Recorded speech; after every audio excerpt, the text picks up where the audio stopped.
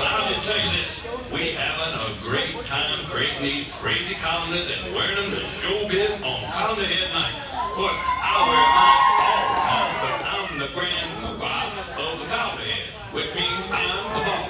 So, I want everybody to wear their craziest colander in here on Wednesday night and join in the fun. Come on.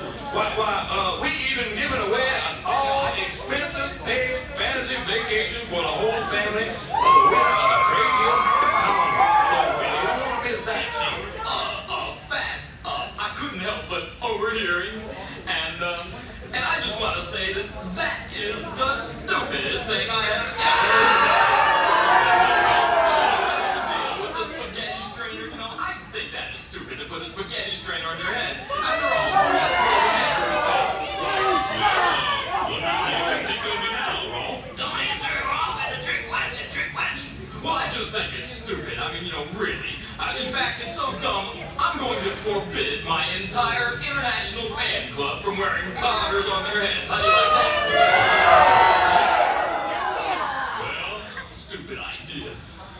What do you think, fella? I think I don't know if we should even continue on with this calendar idea.